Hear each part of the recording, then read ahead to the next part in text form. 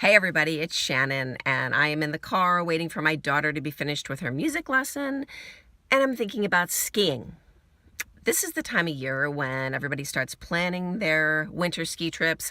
I love to ski. It's getting cold out.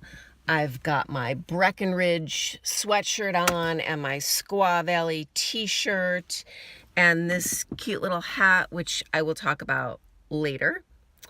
I'm giving it away, giving one of these away. Not this one, but a brand new one.